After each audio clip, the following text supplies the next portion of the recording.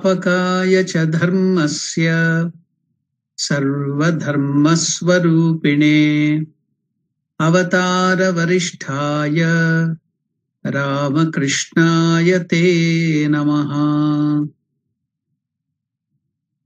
ॐ श्री गुरुभ्यो नमः।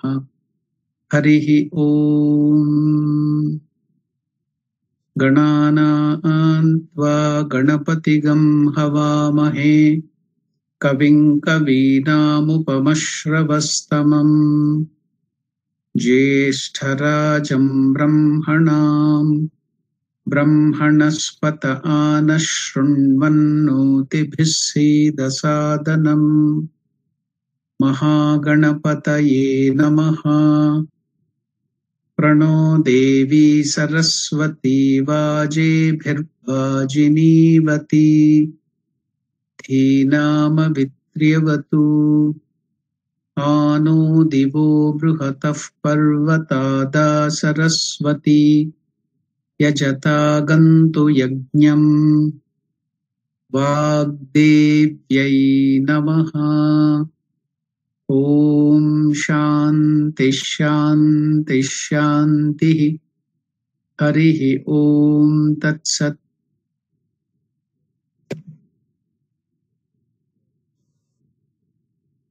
ಭಗವಂತನ ಅಡಿದಾವರೆಗಳಿಗೆ ನಮಿಸುತ್ತಾ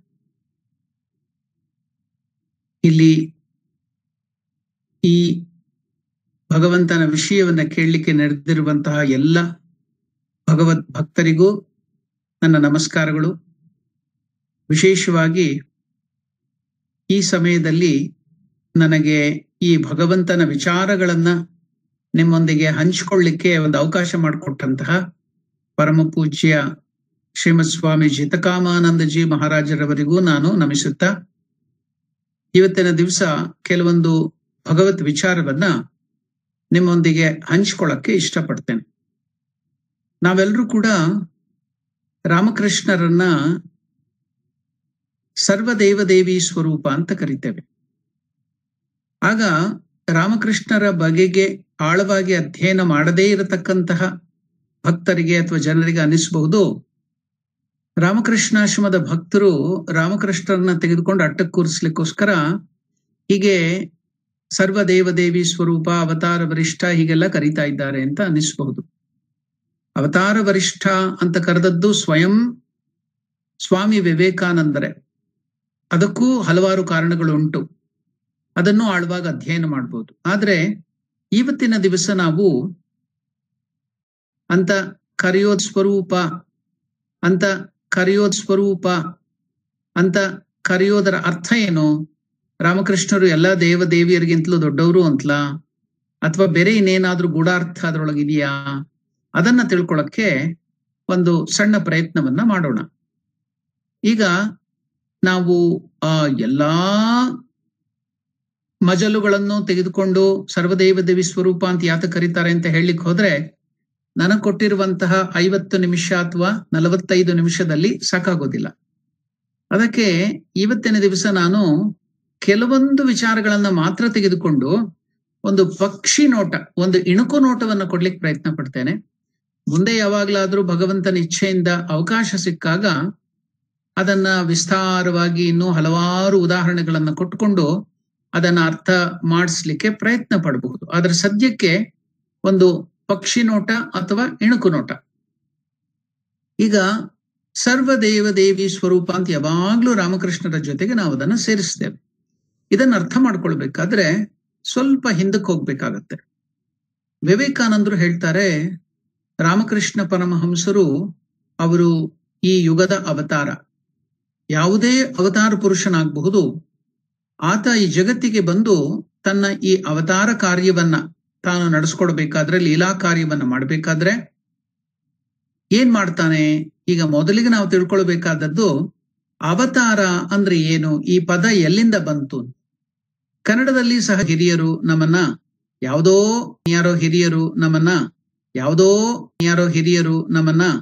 ಯಾವುದೋ ವಿಚಿತ್ರವಾದ ರೀತಿಯಲ್ಲಿ ವೇಷಭೂಷಣಗಳನ್ನ ಹಾಕೊಂಡು ಬಂದಾಗ ಅವರು ನಮ್ಮನ್ನ ಮೂದಲಿಸೋದುಂಟು. ಅಂದ್ರೆ ಹೇಗೇನು ಅವತಾರ ಅಂತ, ಅಂದ್ರೆ ಹೇಗೇಗೋ ವೇಷಭೂಷಣಗಳನ್ನ ಹಾಕೊಂಡು ಬಂದ್ರೆ ಅದನ್ನ ಅವತಾರ ಅಂತ ನಾವೆಲ್ಲ ಅಂದ್ಕೊಂಡ್ ಬಿಟ್ಟಿದ್ದೇವೆ. ಆದ್ರೆ ಸಂಸ್ಕೃತದಲ್ಲಿ ಅದರ ಅರ್ಥ ಏನಪ್ಪಾ ಅಂದ್ರೆ ಅವತರಣ ಎಂಬ ಪದದಿಂದ ಬರುತ್ತೆ. ಅವತರಣ ಅಂದ್ರೆ ಕೆಳಗಿಳಿದು ಬರೋದು ಅಂತ. Descending down, ascending and descending ಅಂತ ಹೇಳ್ತಾರೆ. ಸೊ ಇದು ಡಿಸೆಂಡಿಂಗ್ ಡೌನ್, ಕೆಳಗಿಳಿದು ಬರೋದು ಅನ್ನೋದು ಅವತಾರದ ಅರ್ಥ. ಅವತರಣ, ಭಗವಂತ ತಾನು ಇರುವಂತಹ ನಿರಾಕಾರ ನಿರ್ಗುಣ ಆ ಒಂದು ಎತ್ತರದ ಸ್ಥಿತಿಯಿಂದ ನಮ್ಮ ಮಟ್ಟಕ್ಕೆ ಇಳಿದು ಬಂದು ನಮಗೆ ಆ ಎತ್ತರದ ಸ್ಥಿತಿ, ನಮ್ಮ ನಿಜ ಸ್ವರೂಪ, ಆತ್ಮಸ್ವರೂಪ, ಪರಬ್ರಹ್ಮ ಸ್ವರೂಪದ ಬಗೆಗೆ ಗಮನವನ್ನ ಸೆಳೆದು ನಮಗೆ ಅರ್ಥ ಆಗುವಂತೆ ಮಾಡಿ ನಮ್ಮನ್ನ ಆ ಮಟ್ಟಕ್ಕೆ ಎತ್ಕೊಂಡು ಹೋಗ್ಲಿಕ್ಕೆ ಪ್ರಯತ್ನ ಪಡ್ತಾನಲ್ಲ, ಆ ಒಂದು ಪ್ರಕ್ರಿಯೆಗೆ ಅವತರಣ, ಅವತಾರ ಅಂತ ಕರೆಯುವಂಥದ್ದು. ಅಂದ್ರೆ ನಮಗ ಅರ್ಥ ಆಗೋದಿಲ್ಲ. ಈಗ ನಾವು ಭಗವಂತನನ್ನ ನಿರಾಕಾರ ಅಂತ ಹೊಗಳಿದ್ರೆ ಏನ್ ಅರ್ಥ ಆಗುತ್ತೆ? ನಿರಾಕಾರ ಅಂದ ತಕ್ಷಣ ನಾವು ನೋಡೋಣ, ನೀವು ಏನು ಮನಸ್ಸಿನಲ್ಲಿ ಭಾವನೆಗಳು ಬರಬಹುದು ನೋಡಿ, ಯೋಚನೆ ಮಾಡಿ ನೋಡಿ. ಅಂದ ತಕ್ಷಣವೇ ಏನು ಬರಲ್ಲ, ಖಾಲಿ. ಈಗ ನಿರ್ಗುಣ ಭಗವತ್ ಸ್ವರೂಪ ಅಂದ್ರೆ ನಿಮ್ಗೆ ಏನ್ ಅರ್ಥ ಆಗತ್ತೆ ಹೇಳಿ ನೋಡೋಣ? ಏನು ತಲೆ ಒಳಗೆ ಹೊಳೆಯೋದಿಲ್ಲ. ಆದ್ರೆ ಯಾಕಂದ್ರೆ ನಮ್ಮ ಮನಸ್ಸು, ನಮ್ಮ ಎಲ್ಲ ಈ ಇಂದ್ರಿಯಗಳು ತಯಾರು ಮಾಡಲ್ಪಟ್ಟಿರುವಂತದ್ದು ಸಾಕಾರ ಸ್ವರೂಪ ಬಳಿಕ ಗುಣಯುತವಾದಂತ ವಸ್ತುಗಳನ್ನ ಅರ್ಥ ಮಾಡ್ಕೊಳ್ಳೋದಕ್ಕೆ. ಆದ್ರಿಂದ ಅನಂತವಾದದ್ದನ್ನ ಶಾಂತವಾದ ಮನಸ್ಸು ಮತ್ತು ಶಾಂತವಾದ ಇಂದ್ರಿಯಗಳು ಅರ್ಥ ಮಾಡ್ಕೊಳಕ್ ಸಾಧ್ಯ ಆಗೋದಿಲ್ಲ. ಆಮ್ನಿಪೋಟೆಂಟ್, ಆಮ್ನಿಶಿಯಂಟ್, ಈ ತರ ಎಲ್ಲ ಏನೇನೋ ಪದಗಳನ್ನು, ದೊಡ್ಡ ದೊಡ್ಡ ಬೊಂಬಾಸ್ಟಿಕ್ ಪದಗಳನ್ನ ಉಪಯೋಗಿಸ್ಕೊಂಡಾಗ ಏನು ಹೊಳೆಯೋದಿಲ್ಲ. ಪದಗಳು ಮಾತ್ರ ಜೋರಾಗಿರುತ್ತಷ್ಟೇ. ನಮ್ ತಲೆ ಒಳಗೆ ಏನು ಹೊಳೆಯೋದಿಲ್ಲ, ವೃತ್ತಿಗಳೇ ಬರೋದಿಲ್ಲ. ಯಾಕಂದ್ರೆ ಅನಂತವಾದದ್ದನ್ನ ನಾವು ಅರ್ಥ ಮಾಡ್ಕೊಳಕ್ ಸಾಧ್ಯ ಇಲ್ಲ. ನಮ್ಮ ಮನಸ್ಸು ಶಾಂತವಾದದ್ದು. ಅನಂತ ಅಂದ್ರೆ ಏನು, ಇನ್ಫಿನಿಟ್ ಅಂದ್ರೆ ಏನು ಅಂದ್ರೆ ನಮ್ಗೆ ಗೋಚರವೇ ಆಗೋದಿಲ್ಲ. ಆದ್ದರಿಂದ ಈಗ ಆ ಭಗವಂತ ಅನಂತವಾದ ಕೃಪೆಯಿಂದ, ನಮ್ಮ ಮೇಲಿನ ಅಪಾರವಾದ ಕೃಪೆಯಿಂದ, out of so much compassion, ಅವನೇನ್ ಮಾಡ್ತಾನೆ, ದೇವರು ನಮ್ಮ ಮಟ್ಟಕ್ಕೆ ಇಳಿದು ಬರ್ತಾನೆ. ಸಾಕಾರ ಆಕಾರವನ್ನ ತಳೆದುಕೊಂಡು ಗುಣಗಳನ್ನ, ಅನಂತ ಗುಣ, ಕಲ್ಯಾಣ ಗುಣಗಳನ್ನ ಅವನು ತೆಗೆದುಕೊಂಡು ಪರಿಪೂರ್ಣತೆಯಲ್ಲಿ ನಮ್ಮ ಮಟ್ಟಕ್ಕೆ ಇಳಿದು ಮನುಷ್ಯ ರೂಪವನ್ನ ಧರಿಸ್ಕೊಂಡು ಬಂದು ಅದನ್ನ ಏನು ಅಂತ ನಮಗೆ ಅರ್ಥ ಮಾಡ್ಕೊಳ್ಳುವಂತೆ ಮಾಡಿ, ಆಮೇಲೆ ನಮ್ಮನ್ನ ಈ ಮಟ್ಟದಿಂದ, ಮನುಷ್ಯ ಮಟ್ಟದಿಂದ ಅಥವಾ ಪ್ರಾಣಿ ಮಟ್ಟದಿಂದ ನಮ್ಮನ್ನ ದಿವ್ಯತೆಗೆ ಕೊಂಡೊಯ್ಲಿಕ್ಕೆ ಅವನು ಪ್ರಯತ್ನ ಮಾಡ್ತಾನೆ. ಅದೇ ಅವತಾರ. ಅವತರಣ ಅಂದ್ರೆ ಅದೇನೆ, ಕೆಳಗಿಳಿದು ಬಂದು ನಮ್ಮನ್ನ ಮೇಲೆತ್ತೋದು ಅಂತ. ಆದ್ದರಿಂದ ವಿವೇಕಾನಂದರು ಏನ್ ಹೇಳ್ತಾರೆ ಅಂದ್ರೆ, ಯಾವುದೇ ಅವತಾರ ಬಂದಾಗ್ಲೂ ಕೂಡ ಈ ಸೃಷ್ಟಿಯ ಆದಿಯಿಂದ, ಮೊದಲಿನಿಂದ ಅಲ್ಲಿಯ ತನಕ ಏನೇನು ಪಥಗಳು ಭಗವಂತನನ್ನ ಪಡೀಲಿಕ್ಕೆ, ಸತ್ಯಾನ್ವೇಷಣೆ ಮಾಡ್ಲಿಕ್ಕೆ ಬೆಳವಣಿಗೆ ಆಗಿದೆಯೋ, ಅಲ್ಲಿ ಒಂದು ಎವಲ್ಯೂಷನ್ ಅಂತ ಏನ್ ಹೇಳ್ತಾರೆ, ವಿಕಾಸ ಹೊಂದಿದ್ಯೋ, ಅದೆಲ್ಲವನ್ನು ತಾನು ಒಂದೇ ಜೀವನದಲ್ಲಿ, ಅವನ ಸಣ್ಣ ಅವಧಿ ಏನು ಮನುಷ್ಯ ರೂಪವನ್ನ ಧರಿಸ್ಕೊಂಡು ಬಂದಾಗ ಅವನು ಮಾಡ್ತಾನೋ, ಆ ಒಂದು ಜೀವನದಲ್ಲೇ ಎಲ್ಲವನ್ನ ಅವನು ಆಚರಿಸಿಬಿಡ್ತಾನೆ. ಏನೇನು ಪಥಗಳಿದ್ದಾವ್ಯೋ, ಏನೇನೋ ಮಾರ್ಗಗಳಿದ್ದಾವ್ಯೋ, ಆ ಒಂದು ಭಗವಂತನನ್ನ ಪಡ್ಕೊಳ್ಳಕ್ಕೆ, ಆ ಮಾರ್ಗದಲ್ಲಿ ಮೇಲೆ ಹೋಗ್ಲಿಕ್ಕೆ, ವಿಕಾಸದಲ್ಲಿ, ಅದೆಲ್ಲವನ್ನ ಒಂದೇ ಜೀವನದಲ್ಲಿ ಆಚರಿಸ್ಬಿಡ್ತಾನೆ. ಈಗ ರಾಮಕೃಷ್ಣರಾಗಿ ಅವತರಣ ಮಾಡಿ ಬಂದಾಗ ಭಗವಂತ ಇಲ್ಲಿ ಏನ್ ಮಾಡ್ದ ಅಂದ್ರೆ, ಈಗ ನಮ್ಮ ಬಹಳ ದೊಡ್ಡ ಈ ಫ್ರೆಂಚ್ ರೋಲಾ ಅಂತ, ನೋಬೆಲ್ ಲಾರೆಟ್ ಒಬ್ರು ಇದ್ರು, ರೋಮಾರ್ ರೋಲಾ ಅಂತ. ಅವ್ರು ಹೇಳ್ತಾರೆ, ಫ್ರಮ್ ದ ಲೋಯೆಸ್ಟ್ ಫೆಟಿಶಿಸಮ್ ಅಂದ್ರೆ ಏನು? ಈಗ ನಮ್ಮ ಗುಡ್ಡಗಾಡು ಜನಗಳು ಅಥವಾ ಅಬೋರಿಜಿನ್ಸ್ ಅಂತ ಕರೀತಾರೆ, ಅಬೋರಿಜಿನಾಲಿಟಿ, ಅವರು ಭಗವಂತನನ್ನ ಕಲ್ಲು, ಮರ, ಈ ಪ್ರಕೃತಿಯ ಬೇರೆ ಬೇರೆ ಇದನ್ನ ವರ್ಷಿಪ್ ಮಾಡ್ತಾರೆ. ಅದನ್ನೂ ಬಿಡದೆ ಅಲ್ಲಿಂದ from worship of the fetishism ಅನ್ನೋದಕ್ಕೆ ಆಂಗ್ಲ ಭಾಷೆಯಲ್ಲಿ ಅರ್ಥ ಕೊಡೋದು worship of an inanimate object for its supposed magical powers, aborigine worship ಅಂತ. ಸೊ ಅಲ್ಲಿಂದ ಹಿಡಿದು ಆದಿ, ಆ ಒಂದು ಆಧ್ಯಾತ್ಮಿಕತೆ ಅಥವಾ ರಿಲಿಜಿಯನ್ ಅಂತ ಏನ್ ಬಂತು, ಅದು ಎಲ್ಲಿಂದ ಶುರುವಾಯ್ತು ಅಂದ್ರೆ, ವಿವೇಕಾನಂದರು ತಮ್ಮ ಜ್ಞಾನಯೋಗದ ಆದಿಯಲ್ಲಿ ಹೇಳ್ತಾರೆ, ಇದು ಎರಡು ಕವಲಾಗಿ ಬೆಳವಣಿಗೆ ಹೊಂದಿತ್ತು ಅಂತ. ಒಂದು ಆನ್ಸೆಸ್ಟ್ರಲ್ ವರ್ಷಿಪ್, ಅಂದ್ರೆ ನಮ್ಮ ಪೂರ್ವಜರನ್ನ ನಾವು ಇದ್ ಮಾಡುವ, ಪಿತೃಪಕ್ಷ ಇನ್ನೇನ್ ಬಂದು ಶುರು ಆಗೋಯ್ತಾಗ್ಲೇ, ಪಿತೃಪಕ್ಷ ಶುರು ಆಗೋಯ್ತು. ಈ ಸಲ ಅಧಿಕ ಮಾಸ ಬೇರೆ ಇದೆ, ಬೇಗ ಶುರುವಾಗಿದೆ. ನವರಾತ್ರಿಗೂ ಅದಕ್ಕೂ ಸ್ವಲ್ಪ ಗ್ಯಾಪ್ ಬಂದ್ಬಿಡ್ತು. ಇಲ್ಲಿದ್ರೆ ಮೊದಲು ಪಿತೃಪಕ್ಷ ಕೊನೆ ಆಗ್ತಿದ್ದಂಗೆ ನವರಾತ್ರಿ ಬಂದ್ಬಿಡ್ತಿತ್ತು. ಈ ಸಲ ಅಧಿಕ ಮಾಸ, ಅದಕ್ಕೆ ಮಧ್ಯದಲ್ಲಿ ಆ ಒಂದು ವ್ಯತ್ಯಾಸ ಬಂದ್ಬಿಡ್ತು. ಸೊ ಈಗ ಪಿತೃಪಕ್ಷದಲ್ಲಿ ನಾವು ಮಾಡೋದೇನು, ಪಿತೃಗಳನ್ನ ಆರಾಧನೆ ಮಾಡೋದು. ಸೊ ಅದರಿಂದ ವಿವೇಕಾನಂದರು ಹೇಳ್ತಾರೆ, ಹಳೆಯ ಒಂದು ಅಧ್ಯಯನದ ಪ್ರಕಾರ 2 ಕವಲುಗಳಾಗಿ ಈ ಆಧ್ಯಾತ್ಮ ಅಥವಾ ಒಂದು ರಿಲಿಜಿಯನ್ ಧರ್ಮ ಅನ್ನೋದು ಬೆಳ್ಕೊಂಡು ಬಂತು. ಒಂದು ನೇಚರ್ ವರ್ಷಿಪ್, ಪೂರ್ವಜರ ಆರಾಧನೆ, ಆನ್ಸೆಸ್ಟ್ರಲ್. ಒಂದು ನಮ್ಮ ಪೂರ್ವಜರ ಆರಾಧನೆ, ಆನ್ಸೆಸ್ಟ್ರಲ್. ಒಂದು ನಮ್ಮ ಪೂರ್ವಜರ ಆರಾಧನೆ, ಆನ್ಸೆಸ್ಟ್ರಲ್ ವರ್ಷಿಪ್. ಈ ಕವಲುಗಳಾಗಿ ರಿಲಿಜಿಯನ್ ಬೆಳ್ಕೊಂಡು ಬಂತು ಅಂತ. ಸೊ ಇವಾಗ ನಾವಿಲ್ಲಿ ಆ ಕೆಳಮಟ್ಟದಿಂದ ಫೆಟಿಷಿಸಮ್, ಅಬಾರಿಜಿನ್ ವರ್ಷಿಪ್ ಇಂದ ಹಿಡಿದು ಈಗ ನಿರಾಕಾರ ನಿರ್ಗುಣ ಪರಬ್ರಹ್ಮ ಭಗವಂತನನ್ನ ಅಲ್ಲಿಯ ಮಟ್ಟಕ್ಕೆ ಏನೇನು ಬೆಳ್ಕೊಂಡು ಬಂದಿದೆಯೋ ಈ ಒಂದು 5,000, 10,000, 50,000 ವರ್ಷಗಳಲ್ಲಿ ಏನೇನು ಪಥಗಳಾಗಿ ಬೇರೆ ಬೇರೆ ಮಾರ್ಗಗಳಾಗಿ ಬಂದಿದೆಯೋ ಅದೆಲ್ಲವನ್ನ ಅವತಾರ ಪುರುಷ ಒಂದೇ ಜೀವನದಲ್ಲಿ ಆಚರಿಸಿಬಿಡ್ತಾನೆ ಅಂತ ವಿವೇಕಾನಂದರು ಹೇಳ್ತಾರೆ. ಆಚರಿಸಿ ತೋರಿಸ್ಕೊಡ್ತಾನೆ. ಎಲ್ಲಾ ಮಾರ್ಗಗಳ ಮೂಲಕ ಒಬ್ಬನೇ ಭಗವಂತನನ್ನ ಪಡ್ಕೊಳ್ಬಹುದು, ಎಲ್ಲ ಆಚರಿಸ್ತಾನೆ.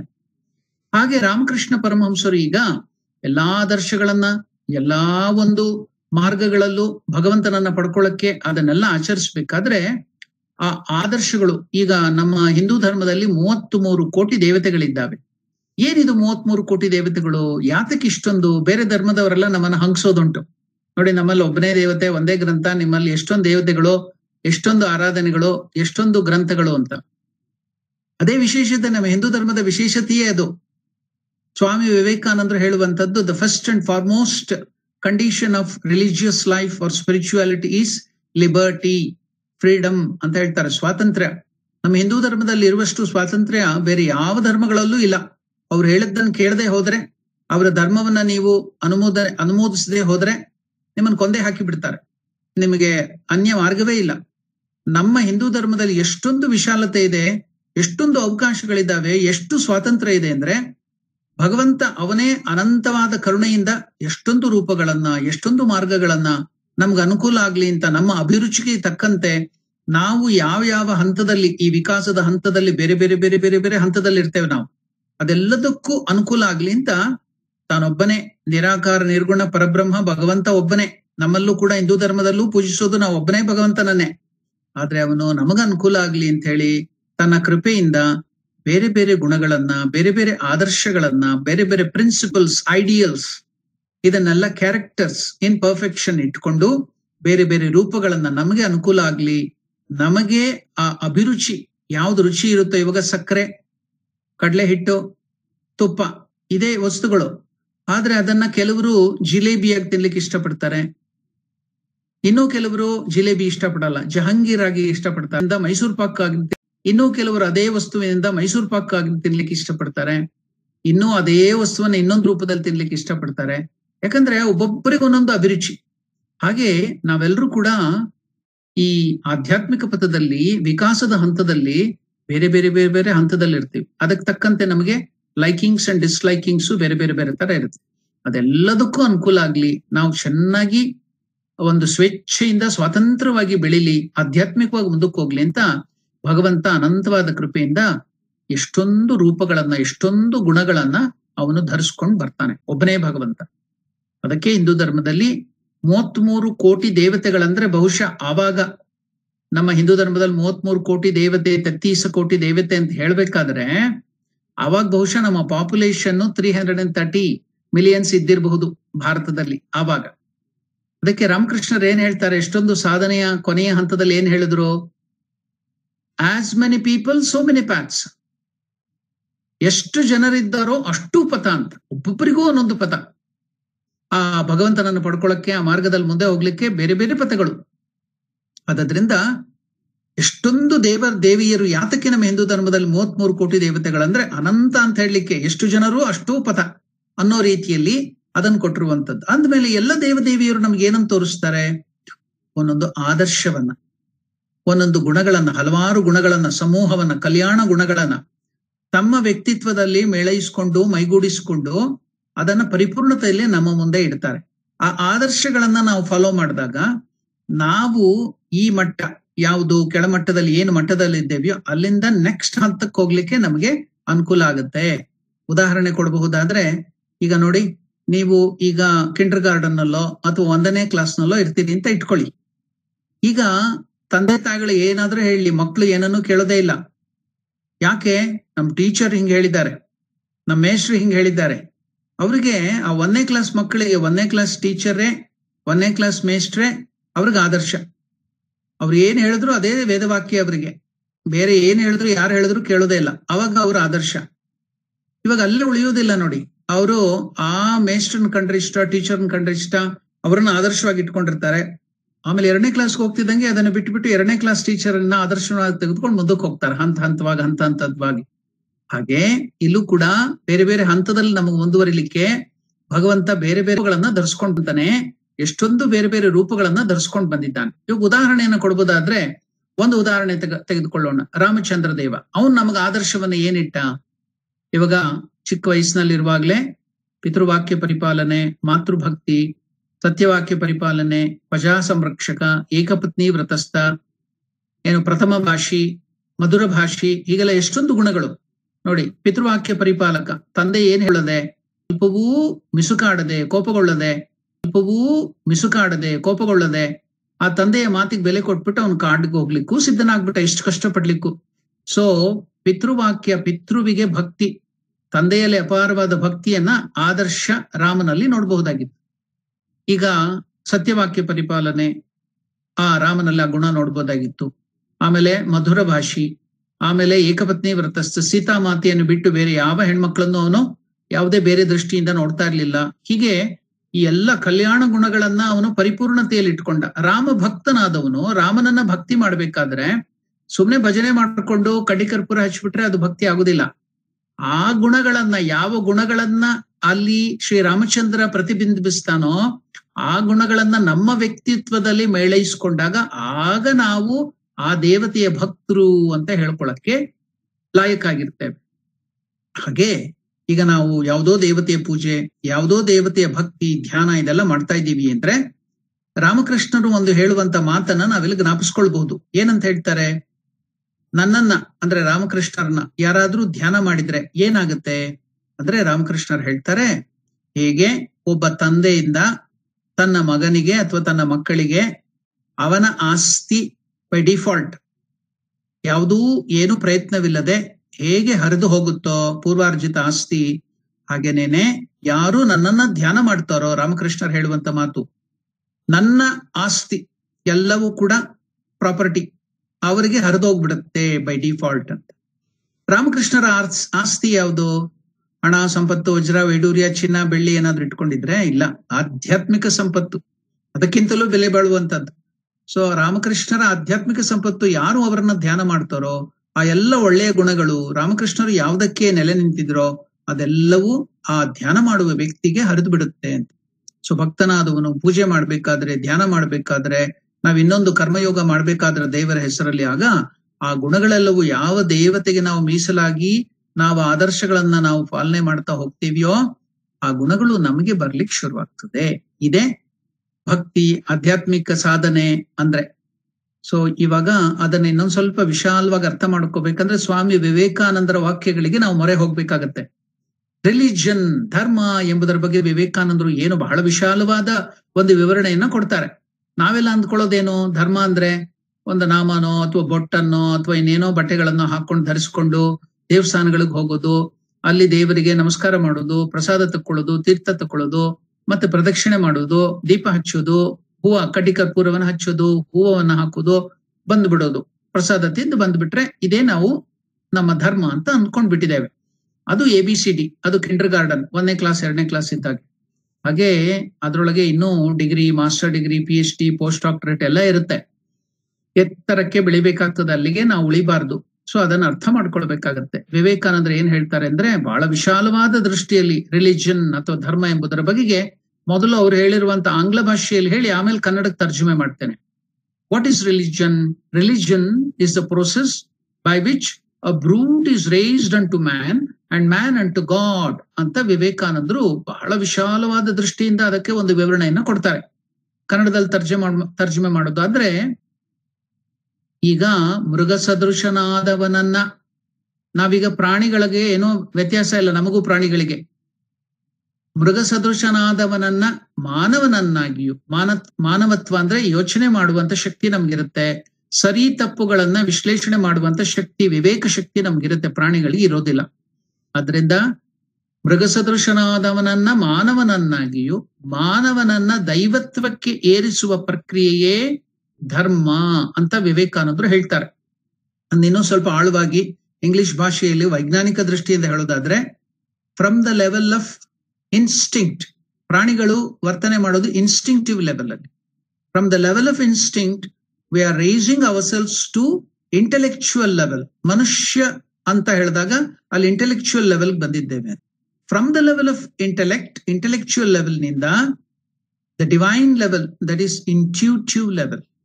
So from instinct to intellect and from intellect to intuition, ದೈವತ್ವ. ಈ ಒಂದು ಪ್ರಕ್ರಿಯೆ ಏನಿದೆ, ಮೃಗದಿಂದ ಮೃಗನಂತೆ ಇರುವಂತ ಮನುಷ್ಯನನ್ನ ಮಾನವನನ್ನಾಗಿಯೂ ಮಾನವತ್ವದಿಂದ ದೈವತ್ವಕ್ಕೆ ಏರಿಸುವ ಪ್ರಕ್ರಿಯೆಯೇ ಧರ್ಮ ಅಂತ ಹೇಳ್ತಾರೆ. ಸೊ ಆ ಮಟ್ಟಕ್ಕೆ ಏರಿಸಬೇಕಾದ್ರೆ ಭಗವಂತ ಅವತಾರ ಎತ್ತಿ ಬಂದು ಮನುಷ್ಯ ರೂಪವನ್ನು ಧರಿಸಿಕೊಂಡು ಈ ಆದರ್ಶಗಳನ್ನೆಲ್ಲ ಪಾಲನೆ ಮಾಡಿ ನಮ್ಮ ಮುಂದೆ ಇಟ್ಟಾಗ, ಅದನ್ನ ನಾವು ನೋಡಿ ಆದರ್ಶವನ್ನಾಗಿ ತೆಗೆದುಕೊಂಡು ಆಚರಿಸ್ಲಿಕ್ಕೆ ಪ್ರಯತ್ನ ಪಟ್ಟಾಗ ನಾವು ಆಗ ಆ ದೈವತ್ವಕ್ಕೆ ಏರ್ಲಿಕ್ಕೆ ನಾವು ಸನ್ನದ್ಧರಾಗ್ತೇವೆ. ಅದೇನೆ ಈ ಅವತಾರ ಅಂದ್ರೆ. ಈಗ ರಾಮಕೃಷ್ಣ ಪರಮಹಂಸರು ಅವರ ಅವತಾರ ಅವಧಿಯಲ್ಲಿ ನಾನು ಹೇಳಿದ್ನಲ್ಲ, ಕೆಳಮಟ್ಟದ, ಇವಾಗಲ್ಲಿ ಯಾವುದೋ ಒಂದು ಹಲ್ಲಿ ಅಥವಾ ಪಲ್ಲಿ ಅಂತ ಏನ್ ಹೇಳ್ತಾರೆ ಕನ್ನಡದಲ್ಲಿ, ಅದು ಲೊಚ್ಚುಗುಟ್ಟಿದ್ರು ಕೂಡ ರಾಮಕೃಷ್ಣರು ಅದಕ್ಕೂ ಮಾನ್ಯತೆ ಕೊಡ್ತಾ ಇದ್ರು. ಆಮೇಲೆ ಸಣ್ಣ ಪುಟ್ಟ ಆಚರಣೆಗಳನ್ನು ಹರಕೆ ಹೊತ್ಕೊಳ್ಳೋದು, ಇದನ್ನು ಕೂಡ ಆಚರಿಸ್ತಾ ಇದ್ರು. ನಿರಾಕಾರ ನಿರ್ಗುಣ ಪರಬ್ರಹ್ಮದಲ್ಲಿ ಸನ್ಯಾಸವನ್ನು ತೆಗೆದುಕೊಂಡು ಎತ್ತರಕ್ಕೆ ಹೋದ್ರು ಕೂಡ ಯಾವುದನ್ನೂ ಬಿಡ್ಲಿಲ್ಲ, ಎಲ್ಲಾ ಆದರ್ಶಗಳನ್ನೂ ಅವರು ಪಾಲನೆ ಮಾಡಿದ್ರು. ಹಾಗೆ ಇವಾಗ ಒಂದೊಂದೇ ಆದರ್ಶಗಳನ್ನ ಈ ಒಂದು 5,000, 10,000, 50,000 ವರ್ಷಗಳಲ್ಲಿ ಬಂದಿರುವಂತ ಎಲ್ಲಾ ಆಧ್ಯಾತ್ಮಿಕ ಪಥಗಳನ್ನು ಆಚರಿಸಿ ಬೇರೆ ಬೇರೆ ಪಾಶ್ಚಾತ್ಯ ದೇಶಗಳಿಂದ ಬಂದಂತಹ ದೇವತೆಗಳನ್ನು ಕೂಡ ಒಬ್ಬನೇ ಪರಬ್ರಹ್ಮ ವಸ್ತುವಿಗೆ ಎಲ್ಲವೂ ಕೂಡ ಒಬ್ಬನೇ ಪರಬ್ರಹ್ಮ ವಸ್ತುವಿಗೆ ಕರ್ತ್ಕೊಂಡು ಹೋಗೋದನ್ನ ಅವ್ರು ನಮಗೆ ಅವರ ಜೀವನದಲ್ಲಿ ತೋರಿಸ್ಕೊಟ್ರು. ಹಾಗ ಆಚರಿಸ್ಬೇಕಾದ್ರೆ ಈಗ ನೋಡಿ, ಈ ದಾಸ್ಯ ಭಾವವನ್ನ ತೆಗೆದುಕೊಂಡು ಆಚರಿಸ್ಬೇಕಾದ್ರೆ ಅವರಿಗೆ ರಾಮಚಂದ್ರನ ದರ್ಶನವಾಯ್ತು. ಆಮೇಲೆ ಯಾವುದೇ ದೇವತೆಯಲ್ಲಿ ಅವ್ರು ಇದ್ ಮಾಡ್ಬೇಕಾದ್ರೆ ಏನಾಗ್ತದೆ, ನಾನಾಗ್ಲೇ ಹೇಳಿದ್ನಲ್ಲ, ಆ ಗುಣಗಳು, ಆ ಭಗವಂತನ ಎಲ್ಲಾ ಸದ್ಗುಣಗಳು, ಕಲ್ಯಾಣ ಗುಣಗಳು ನಮಗೆ ಬರುತ್ತೆ. ಅಥವಾ ನಾವು ಅವನ ಮಟ್ಟಕ್ಕೆ ಇರ್ತೇವೆ ಅಂದ್ರೆ ರಾಮನೇ ಆಗಿ ಬಿಡ್ತೇವೆ. ರಾಮನನ್ನ ನಾವು ಸಾಕ್ಷಾತ್ಕಾರ ಮಾಡ್ಲಿಕ್ಕೆ ಹೋದಾಗ ಇದಕ್ಕೇನಾದ್ರೂ ಶ್ರುತಿ ವಾಕ್ಯಗಳು, ವೇದ ವಾಕ್ಯಗಳೇನಾದ್ರೂ ಆಧಾರ ಇದೆಯಾ ಅಂತ ಹೇಳಿದ್ರೆ, ಬ್ರಹ್ಮವಿತ್ ಬ್ರಹ್ಮೈವ ಭವತಿ ಅಂತ ಹೇಳುತ್ತೆ ನಮ್ಮ ವೇದವಾಕ್ಯ. ಏನ್ ಹೇಳುತ್ತೆ? ಯಾರು ಬ್ರಹ್ಮನನ್ನ, ಭಗವಂತನನ್ನ ಅರ್ಥಕೊಳ್ತಾನೋ, ಸಾಕ್ಷಾತ್ಕರಿಸ್ಕೊಳ್ತಾನೋ, ಅವನು ಬ್ರಹ್ಮೈವ ಭವತಿ, ಪರಬ್ರಹ್ಮ ವಸ್ತುವೇ ಭಗವಂತನೇ ಆಗಿ ಬಿಡ್ತಾನೆ ಅಂತ ಹೇಳುತ್ತೆ. ಬ್ರಹ್ಮವಿತ್ ಬ್ರಹ್ಮೈವ ಭವತಿ. ಈಗ ರಾಮನನ್ನ ಸಾಕ್ಷಾತ್ಕರಿಸ್ಕೊಂಡ್ರೆ ಅವನು ರಾಮನೇ ಆಗಿ ಬಿಡ್ತಾನೆ. ಅವನು ಕೃಷ್ಣನನ್ನ ಸಾಕ್ಷಾತ್ಕರಿಸ್ಕೊಂಡ್ರೆ ಕೃಷ್ಣ ಅವನ ಒಳಗೆ ಬಂದು ಮೇಳೈಸ್ಕೊಂಡ್ ಬಿಡ್ತಾನ ಗುಣಗಳು ಅನ್ನೋದನ್ನ ಇನ್ನೊಂದು ರೀತಿಯಲ್ಲಿ ಹೇಳ್ಬೋದಂದ್ರೆ ನಾವು ಕೃಷ್ಣನ ಮಟ್ಟಕ್ಕೆ ಏರ್ಬಿಡ್ತೇವೆ. ಹಾಗೆ ರಾಮಕೃಷ್ಣ ಪರಮಹಂಸರು ಎಲ್ಲ ದೇವದೇವಿಯರ ಆ ಒಂದು ಮಾರ್ಗದಲ್ಲಿ ನೆಲೆ ನಿಂತು ಆ ಗುಣಗಳನ್ನೆಲ್ಲ ಮೇಳೈಸ್ಕೊಳ್ತಾ ಅವರು ಆ ರೀತಿಯಲ್ಲಿ ಮುಂದುವರಿಬೇಕಾದ್ರೆ ರಾಧೆಯನ್ನ ಸಾಕ್ಷಾತ್ಕರಿಸ್ಕೊಂಡ್ರು, ಸೀತಾಮಾತೆಯನ್ನ ಸಾಕ್ಷಾತ್ಕರಿಸ್ಕೊಂಡ್ರು, ಮತ್ತೆ ರಾಮಚಂದ್ರನನ್ನ, ಕೃಷ್ಣ ಪರಮಾತ್ಮನನ್ನ, ಎಲ್ಲಾ ದೇವದೇವಿಯರನ್ನು ಅವರು ಕಾಳಿ ಮಾತೆಯನ್ನ, ಪರಬ್ರಹ್ಮ ವಸ್ತುವನ್ನ 6 ತಿಂಗಳುಗಳ ಕಾಲ ಅವರು ನಿರಾಕಾರ ನಿರ್ಗುಣ ಪರಬ್ರಹ್ಮದಲ್ಲಿ ಆ ಒಂದು ಸಮಾಧಿ, ನಿರ್ವಿಕಲ್ಪ ಸಮಾಧಿಯಲ್ಲಿ ಮುಳುಗಿದ್ರು. ಸೊ ಹಾಗೆ ಎಲ್ಲಾ ಬ್ರಹ್ಮವಿದ್ ಬ್ರಹ್ಮೈವ ಭವತಿ, ಎಲ್ಲ ದೇವದೇವಿಯರನ್ನು ಸಾಕ್ಷಾತ್ಕರಿಸ್ಕೊಂಡ್ರು ಅಂದ್ರೆ, ಆದರ್ಶಗಳನ್ನ ಅವ್ರು ಮೈಗೂಡಿಸ್ಕೊಂಡ್ರು ಅಂದ್ರೆ ಅಲ್ಲೇ ಅರ್ಥ ಬರೋದು. ಸರ್ವ ದೇವ ದೇವಿ ಸ್ವರೂಪ ಅಂದ್ರೆ ಎಲ್ಲ ದೇವ ದೇವಿಯರ ಆದರ್ಶಗಳನ್ನು ತಮ್ಮ ವ್ಯಕ್ತಿತ್ವದಲ್ಲಿ ಮೇಳೈಸಿಕೊಂಡ್ರು ಅಂತ ಅರ್ಥ. ಎಲ್ಲಾ ದೇವರಿಗಿಂತ ದೊಡ್ಡವರು ಅಂತ ಅರ್ಥ ಅಲ್ಲ. ಯಾವ ದೇವರು ದೊಡ್ಡವನು ಅಲ್ಲ, ಯಾವ ದೇವರು ಚಿಕ್ಕವನು ಅಲ್ಲ. ಎಲ್ಲ ಒಬ್ಬನೇ ಪರಬ್ರಹ್ಮ, ಆ ನಿರ್ಗುಣ ನಿರಾಕಾರ ಪರಬ್ರಹ್ಮದ ಸ್ವರೂಪವೇ. ಆದ್ರಿಂದ ಯಾವ ದೇವರು ದೊಡ್ಡವನು ಅಲ್ಲ, ಯಾವ ದೇವರು ಚಿಕ್ಕವನು ಅಲ್ಲ, ಎಲ್ಲ ಆ ಒಬ್ಬನೇ ಭಗವಂತನ ಸ್ವರೂಪವೇ. ಆದ್ರಿಂದ ಇಲ್ಲಿ ರಾಮಕೃಷ್ಣರು ದೊಡ್ಡವರು ಅಂತ ಬರೋದೇ ಇಲ್ಲ. ಆದ್ರೆ ಎಲ್ಲಾ ಆದರ್ಶಗಳನ್ನ, ಎಲ್ಲ ದೇವದೇವಿಯರ ಆದರ್ಶಗಳನ್ನ ಅವರು ಮೈಗೂಡಿಸಿಕೊಂಡಿದ್ರಿಂದ ಅವರನ್ನ ಸರ್ವ ದೇವದೇವಿ ಸ್ವರೂಪ ಅಂತ ಕರೀತಾರೆ. ಈ ಉದಾಹರಣೆ ಸಮೇತವಾಗಿ ಹೇಳಿದೆ. ಇವತ್ತು ಒಂದು ಉದಾಹರಣೆಯನ್ನ ತೆಗೆದುಕೊಂಡು ಅದರೊಳಗೆ ಮುಂದಕ್ಕೆ ಹೋಗೋಣ. ಈಗ ರಾಮಕೃಷ್ಣರು ಈ ಭಕ್ತಿ ಭಾವದಲ್ಲಿ ಬರುವಂತ ಪಂಚಭಾವಗಳಲ್ಲಿ ಆ ದೇವರನ್ನ ಸಾಕ್ಷಾತ್ಕರಿಸ್ಕೊಂಡ್ರು. ನಮಗೆಲ್ಲ ಗೊತ್ತಿದೆ, ದಾಸ್ಯ ಭಾವ, ಸಖ್ಯ ಭಾವ, ಮಧುರ ಭಾವ, ಮತ್ತೆ ವಾತ್ಸಲ್ಯ ಭಾವ, ಈ ತರ ಎಲ್ಲ ಬರುತ್ತೆ. ಅದನ್ನ ಬಿಟ್ಟು ನೀವು ತಂತ್ರ ಸಾಧನೆಯಲ್ಲಿ ಮುಂದುವರಿದಾಗ ಅದರೊಳಗೆ ಪಶುಭಾವ, ವೀರಭಾವ, ದಿವ್ಯ ಭಾವ ಅಂತೆಲ್ಲ ಬರುತ್ತೆ. ಅದನ್ನೂ ಎಲ್ಲವನ್ನ ಆಚರಿಸಿದ್ರು. ಬಳಿಕ ಅವರು ಇನ್ನೂ ಬೇರೆ ಅದನ್ನು ಬಿಟ್ಟು, ಈ ಶಾಂತ ಭಾವ, ದಾಸ್ಯಭಾವ ಇದೆಲ್ಲ ಬಿಟ್ಟು, ಪಂಚಭಾವಗಳನ್ನು ಬಿಟ್ಟು ಆಪ್ತ ಭಾವ ಅಂತಿದೆ, ಅದರಲ್ಲೂ ಕೂಡ ಭಗವಂತನನ್ನು ಸಾಕ್ಷಾತ್ಕರಿಸಿಕೊಂಡ್ರು. ಈಗ ಅದನ್ನೆಲ್ಲ ನೋಡ್ತಾ ಒಂದು ಉದಾಹರಣೆಯನ್ನ ತೆಗೆದುಕೊಂಡು ಆಳವಾಗಿ ಅಧ್ಯಯನ ಮಾಡಿಕೊಂಡು ನಾವು ಆ ಒಂದು ಸ್ವರೂಪವನ್ನ ನೋಡೋಣ. ಈಗ ಸರ್ವದೇವದೇವಿ ಸ್ವರೂಪ ಅಂತ ಹೇಳಿದ್ರಲ್ವಾ, ಈಗ ನಾವು ಯಾವ್ದು ನೋಡೋಣ ಅಂದ್ರೆ, ಯಾತಕ್ಕೆ ಇದನ್ನ ನಾನು ಚೂಸ್ ಮಾಡ್ಕೊಂಡೆ ಅಂದ್ರೆ, ಈಗ ಯಾವ ಕಾಲ ನಡೀತಾ ಇದೆ, ಈಗ ಮೊನ್ನೆ ಅಷ್ಟೇ ಯಾವುದು ಬಂತು, ಈ ಒಂದು ಗಣೇಶನ ಹಬ್ಬ ಬಂದು ಹೋಯ್ತು, ಯಾವ್ದು ಚತುರ್ಥಿ. ಇದನ್ನ ನಾವೆಲ್ಲ ಆಚರಿಸಿದ್ವಿ, ಪೂಜಿಸ್ತಾ ಇರ್ತಾರೆ, ಅದೆಲ್ಲ ನಮಗ್ ಗೊತ್ತಿದೆ. ಗಣೇಶನನ್ನೆಲ್ಲ ಪೂಜಿಸ್ತಾ ಇರ್ತಾರೆ, ಅದೆಲ್ಲ ನಮಗ್ ಗೊತ್ತಿದೆ. ಗಣೇಶನನ್ನೆಲ್ಲ ಪೂಜಿಸ್ತಾ ಇರ್ತಾರೆ, ಅದೆಲ್ಲ ನಮಗ್ ಗೊತ್ತಿದೆ, ಅದನ್ನೆಲ್ಲ ನೋಡಿದ್ದೇವೆ. ಈಗ ಅದಕ್ಕೆ ಗಣೇಶ ಸ್ವರೂಪ ಶ್ರೀರಾಮಕೃಷ್ಣ, ಗಣೇಶನ ಆದರ್ಶವನ್ನ ಹೇಗೆ ಅವರು ಮೇಳೈಸ್ಕೊಂಡಿದ್ರು, ಗಣೇಶ ಸ್ವರೂಪ ಹೇಗಾದ್ರು ಎಂಬುದನ್ನ ನೋಡೋಣ. ಗಣೇಶನ ಆದರ್ಶ ಪರಿಪೂರ್ಣತೆಯಲ್ಲಿ ರಾಮಕೃಷ್ಣರಲ್ಲಿ ಹೇಗಿತ್ತು ಎಂಬುದನ್ನ ತೆಗೆದುಕೊಂಡು ನೋಡೋಣ. ಯಾಕಂದ್ರೆ ಈಗ ತಾನೇ ನಾವು ಗಣೇಶನ ಹಬ್ಬವನ್ನು ಆಚರಿಸೋದ್ರಿಂದ. ಈಗ ನಮ್ಮ ಶಾರದಾನಂದಜಿ ಮಹಾರಾಜರು ಬರೆದಿರುವಂತಹ ಗ್ರೇಟ್ ಮಾಸ್ಟರ್ ಅಥವಾ ಲೀಲಾ ಪ್ರಸಂಗ ಅಂತ ಒಂದು ಪುಸ್ತಕ ಇದೆ. ರಾಮಕೃಷ್ಣರ ಜೀವನವನ್ನ ಬಹಳ ಆಳವಾಗಿ ಅಧ್ಯಯನ ಮಾಡಿ ಅವರು ಅದನ್ನು ಬರೆದಿದ್ದಾರೆ. ಅದರೊಳಗೆ ಹೇಳ್ತಾರೆ, ಈ ಶಾರದಾನಂದಜಿ ಮಹಾರಾಜ್ ಬರೀತಾರೆ, ಒಂದು ಸಲ ದಕ್ಷಿಣೇಶ್ವರದಲ್ಲಿ ರಾಮಕೃಷ್ಣರು ಇದನ್ನ ಹೇಳಿದ್ರು, ಏನಂದ್ರೆ, ನಾನು ನನ್ನ ಜೀವನ ಪರ್ಯಂತ the master made mention of his lifelong filial attitude towards all women and told us a story from the Puranas ಅಂತ ಹೇಳಿ ಶಾರದಾನಂದಜಿ ಮಹಾರಾಜರು ಆ ಲೀಲಾ ಪ್ರಸಂಗದಲ್ಲಿ ಬರೀತಾರೆ. ಏನದು ಫಿಲಿಯಲ್ ಆಟಿಟ್ಯೂಡ್ ಅಂದ್ರೆ, ರಾಮಕೃಷ್ಣರೇ ಸ್ವಯಂ ಹೇಳ್ಕೊಳ್ತಾ ಇದ್ದಾರೆ, ನಾನು ನನ್ನ ಜೀವನ ಪರ್ಯಂತ ಈ ಒಂದು ಭಾವದಲ್ಲಿ ಭಗವಂತನನ್ನ ಆಶ್ರಯಿಸಿಕೊಂಡಿದ್ದೆ. ಯಾವುದದು ಫಿಲಿಯಲ್ ಆಟಿಟ್ಯೂಡ್ ಅಂದ್ರೆ, ಪರಬ್ರಹ್ಮ ಸ್ವರೂಪ ಭಗವಂತ, ಅವನನ್ನ ಫಿಲಿಯಲ್ ಆಟಿಟ್ಯೂಡ್ ಅಂದ್ರೆ ಅವನು ತಾಯಿ, ನಾನು ಮಗು. ಇದು ಆಪ್ತ ಭಾವದಲ್ಲಿ ಬರುವಂತ ಒಂದು ಪ್ರಕ್ರಿಯೆ. ಭಗವಂತ ತಂದೆ, ನಾನು ಮಗು ಅಂತ ಒಂದಾದ್ರೆ, ಪರಬ್ರಹ್ಮ ನಿರಾಕಾರ ನಿರ್ಗುಣ ಪರಬ್ರಹ್ಮನನ್ನ ತಾಯಿ, ದೇವರನ್ನೇ ತಾಯಿ ಅಂತ ತಿಳಿದುಕೊಂಡು, ನಾನು ಅವನ ಕಂದ, ಪುಟ್ಟ ಮಗು ಎಂಬ ರೀತಿಯಲ್ಲಿ ಸಂಬಂಧವನ್ನ ಬೆಳೆಸ್ಕೊಳ್ಳೋದಿದೆಯಲ್ಲ, ಅದಕ್ಕೆ ಫೀಲಿಯಲ್ ಆಟಿಟ್ಯೂಡ್ ಅಥವಾ ಆಪ್ತ ಭಾವ. ಭಗವಂತ ನನ್ನ ತಾಯಿ, ಮಗು. ರಾಮಕೃಷ್ಣರು ಯಾವ ಗುರುಗಳ ಸಹಾಯವೂ ಇಲ್ಲದೆ ಕೇವಲ ತಮ್ಮ ಸ್ವಂತ ಶಕ್ತಿಯಿಂದಲೇ, ಪರಿಶ್ರಮದಿಂದಲೇ ಜಗನ್ಮಾತೆ ಕಾಳಿಯನ್ನ ತಮ್ಮ ತಾಯಿ ಎಂಬ ಭಾವದಲ್ಲಿ ನೋಡ್ತಾ, ಆ ಸಾಧನೆಯಲ್ಲಿ ಕೇವಲ ಅವರ ವ್ಯಾಕುಲತೆಯಿಂದಲೇ ಅವರು ಆ ಜಗನ್ಮಾತೆಯನ್ನು ಸಾಕ್ಷಾತ್ಕರಿಸಿಕೊಂಡ್ರು. ಆಮೇಲೆ ಬೇರೆ ಬೇರೆ ಗುರುಗಳು ಇದೆಲ್ಲ ಬಂದದ್ದು, ಎಲ್ಲವೂ ಆದ ಬಳಿಕ. ಅದು ಈ ಶಾಸ್ತ್ರ ವಾಕ್ಯವನ್ನ ಸತ್ಯ ಅಂತ ಮಾಡ್ಲಿಕ್ಕೆ ಗುರುವಿನಂದಲೇ ಹೋಗ್ಬೇಕು ಅಂತ ಅದನ್ನು ಮಾಡಿದ್ರಷ್ಟೇ. ಅದರ ಹೊರತು ಅವರಿಗೆ ಬೇಕೇ ಇರ್ಲಿಲ್ಲ, ಅವರು ಭಗವಂತನನ್ನು ಹಾಗೆ ಸಾಕ್ಷಾತ್ಕರಿಸ್ಕೊಂಡ್ರು. ಅದರಿಂದ ಇಲ್ಲಿ ಹೇಳುವ ಮಾತವನ್ನ ನೀವು ಗಮನಿಸ್ಬೇಕು. ರಾಮಕೃಷ್ಣರು ಹೇಳಿದ್ದನ್ನ ಶಾರದಾನಂದಜಿ ಮಹಾರಾಜರು ಹಾಗೆಯೇ ಹೇಳ್ತಾರೆ. ಅವ್ರು ಹೇಳ್ತಾರೆ, one day while living at Dakshineswar, the master ಅಂದ್ರೆ ರಾಮಕೃಷ್ಣರು made mention of his life long, ಅವರ ಜೀವನ ಪರ್ಯಂತ ಫೀಲಿಯಲ್ ಆಟಿಟ್ಯೂಡ್. ಫೀಲಿಯಲ್ ಅಂದ್ರೆ ನಾನು ಮಗು, ಪುಟ್ಟ ಮಗು, ಭಗವಂತ ನಿರಾಕಾರ ನಿರ್ಗುಣ ಪರಬ್ರಹ್ಮ, ಅವನು ತಾಯಿ. ಭಗವಂತ ತಾಯಿ, ನಾನು ಮಗು. ಈ filial attitude towards all women, ಎಲ್ಲ ಮಹಿಳೆಯರು, ಎಲ್ಲ ಸ್ತ್ರೀಯರಲ್ಲೂ ತನ್ನ ತಾಯಿಯನ್ನೇ, ತನ್ನ ಸ್ವಂತ ಬಯೋಲಜಿಕಲ್ ತಾಯಿಯನ್ನೇ ಕಾಣುವಂತಹ ಪ್ರಕ್ರಿಯೆ, ಆ ಸಂಬಂಧವನ್ನ ಇರಿಸ್ಕೊಂಡು ಇಡೀ ಜೀವನ ಪರ್ಯಂತ ನಾನಿದ್ದೆ ಅನ್ನೋದನ್ನ ಮೆನ್ಷನ್ ಮಾಡ್ತಾರೆ. ಇದನ್ನ ತೆಗೆದುಕೊಂಡು ಶಾರದಾನಂದಜಿ ಮಹಾರಾಜರು ಈ ತಂತ್ರ ಸಾಧನೆಯ ಬಗೆಗೆ ವಿವರಣೆ ಮಾಡಬೇಕಾದ್ರೆ, ನಾನು ಆಗ್ಲೇ ಹೇಳಿದಾಗ ತಂತ್ರ ಸಾಧನೆಯಲ್ಲಿ 3 ಭಾವಗಳು ಬರ್ತದೆ. ಅದೇನಪ್ಪಾ ಅಂದ್ರೆ, ಮೊದಲು ಪ್ರಾಣಿ ತರಹ ಇರುವವನಿಗೆ ಪಶುಭಾವ, ಅಲ್ಲಿ ಸಾಧನೆಗಳ ಬೇರೆ ಇರುತ್ತೆ. ಇನ್ ಸ್ವಲ್ಪ ರಜಸ್ಸಿಗೆ ಮೇಲೆ ಎತ್ತರಕ್ಕೆ ಏರಿದಾಗ ವೀರಭಾವ, ಅಲ್ಲಿ ಒಂದು ವಿಶೇಷವಾದ ಒಂದು ಸಂಬಂಧ ಬರುತ್ತೆ. ಈ ಪಂಚಭಾವಗಳಲ್ಲಿ ಇದ್ದಾಗೆ ಈ ತಂತ್ರ ಸಾಧನೆಗಳಲ್ಲಿ ಬೇರೆ ಭಾವ. ಅದೇನಂದ್ರೆ, ಭಗವಂತ ನಿರಾಕಾರ ನಿರ್ಗುಣ ಪರಬ್ರಹ್ಮ, ಭಗವಂತ ಹೆಣ್ಣು, ಈ ಜೀವ ಯಾರು ವೀರಭಾವದಲ್ಲಿರುವವನು ಅವನು ಗಂಡು.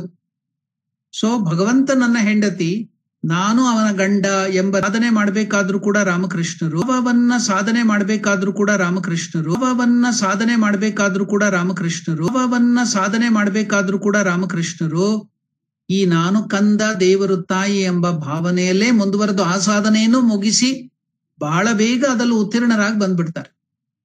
ಸೊ ಅಲ್ಲೂ ಕೂಡ ಅವರು ಆ ಫಿಲಿಯಲ್ ಅಟಿಟ್ಯೂಡ್ ಮಾತೃಭಾವದಲ್ಲೇನೆ ಕೂಡ ಎಲ್ಲ ಹೆಂಗಸರಲ್ಲೂ ತಾಯಿಯನ್ನ ಕಾಣುವಂಥದ್ದು. ಅದಕ್ಕೆ ಹೇಳ್ತಾರೆ, ನಾನು ನನ್ನ ಸ್ವಂತ ಹೆಂಡತಿ, ರಾಮಕೃಷ್ಣರು ಹೇಳುವಂತ ಮಾತು, ನನ್ನ ಸ್ವಂತ ಹೆಂಡತಿಯಲ್ಲೂ ಕೂಡ ನಾನು ಆ ತಾಯಿ ಮಾತೃ ರೂಪವನ್ನೇ ಕಂಡಿದ್ದೆ.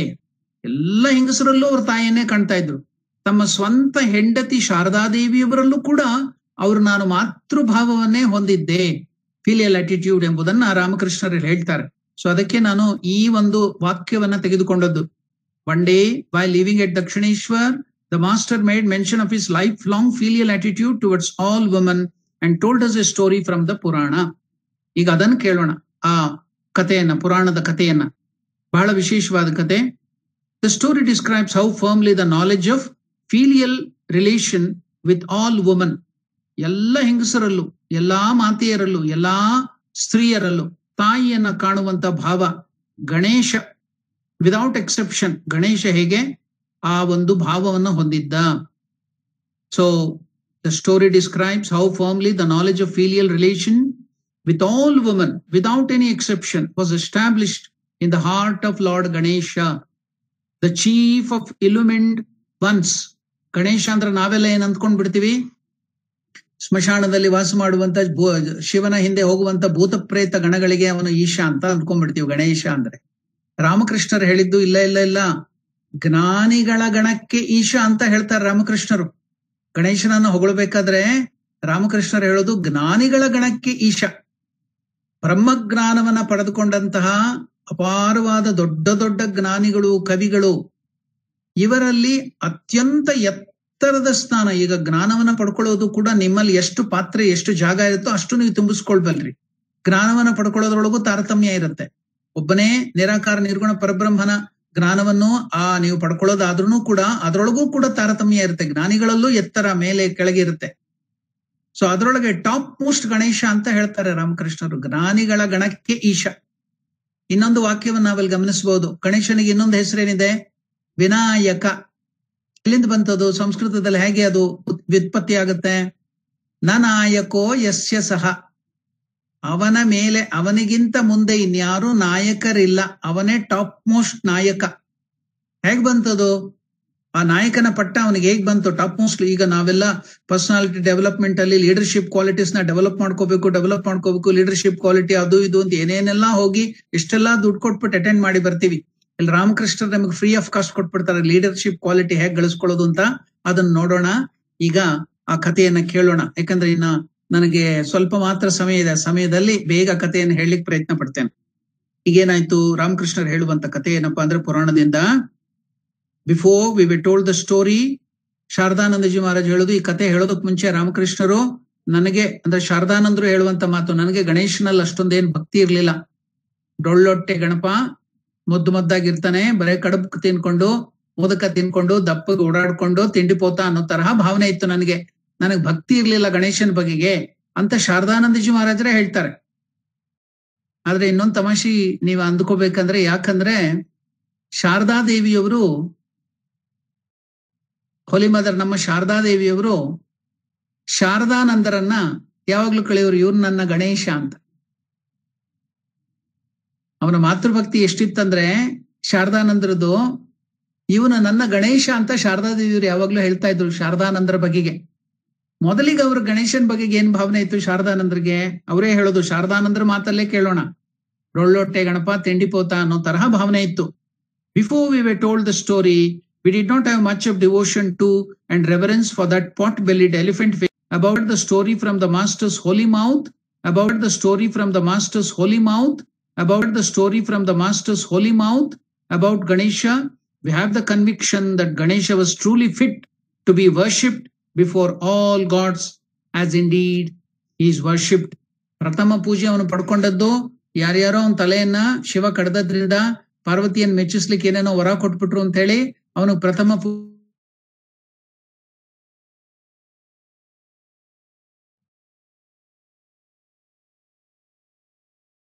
ಪೂಜೆ ಮಾಡ್ಬೇಕು, ಅದಕ್ಕೆ ಅವನು ಯೋಗ್ಯ ಅನ್ನೋದನ್ನ ಇಲ್ಲಿ ರಾಮಕೃಷ್ಣರು ಹೇಳ್ತಾರೆ, ಶಾರದಾನಂದಜಿ ಮಹಾರಾಜರು ಹೇಳ್ತಾರೆ. ಒಂದು ದಿವಸ ಏನಾಯ್ತಂತೆ ಅಂದ್ರೆ, ಈ ಪುಟ್ಟ ಗಣೇಶ, ಬಾಲ ಗಣೇಶ, ಪುಟ್ಟ ಹುಡುಗ ಗಣೇಶ ಆಟ ಆಡ್ಕೊಂಡು ಓಡಾಡ್ಕೊಂಡು ಅಲ್ಲಿ ಇಲ್ಲಿ ಹೋಗುವಾಗ ಅವನಿಗೊಂದು ಹೆಣ್ಣು ಬೇಕು ಸಿಕ್ಬಿಡ್ತಂತೆ.